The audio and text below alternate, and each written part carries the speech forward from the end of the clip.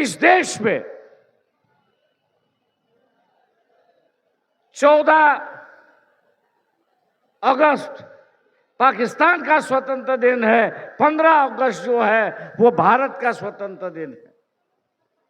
RSS ने 14 अगस्त की दिन होली मनाई थी और 15 अगस्त के दिन इन्होंने काला दिन करके माना था।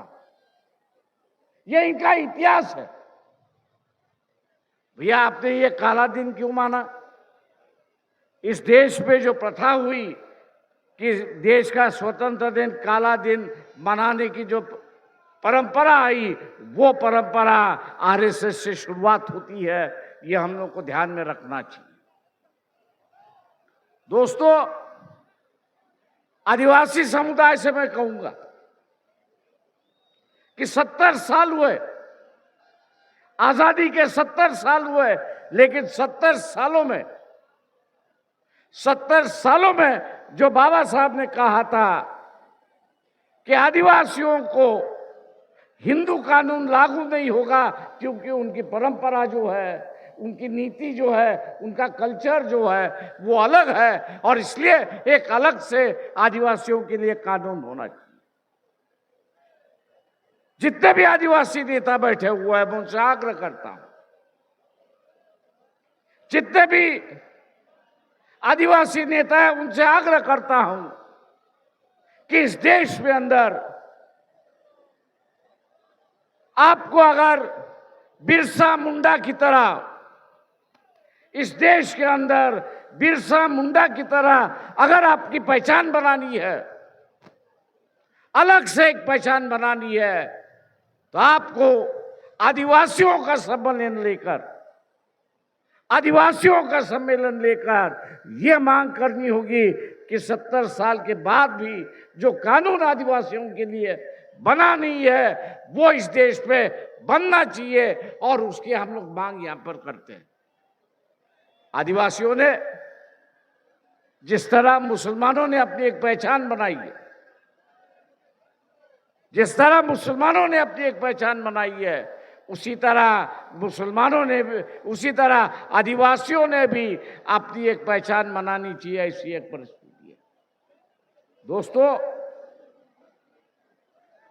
हम लोग आपस में लड़ते रहेंगे, लेकिन मैं आगाह करना चाहता हूं, जिस तरह से सोशलिस्ट मूवमेंट इस देश पे था, आप सिर्फ सोशलिस्ट का मूवमेंट बतिया, विचार बैठा है, लेकिन कार्यकर्ता नहीं है। मैं वामपंथियों से भी कह रहा हूं, एक जमाने में उनका संगठन था,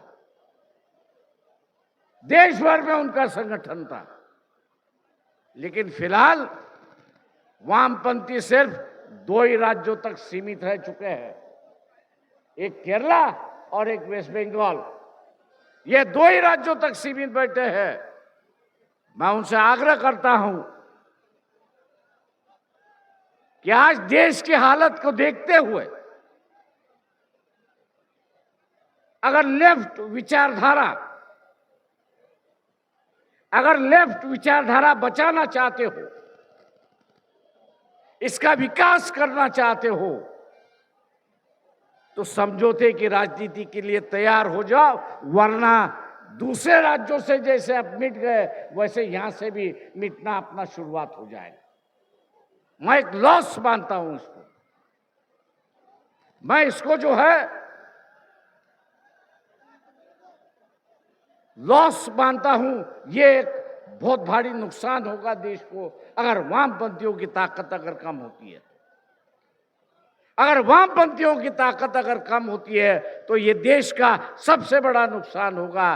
और इसलिए वामपंथी नेताओं से मैं अपील करता हूं कि नजाकत को देखिए।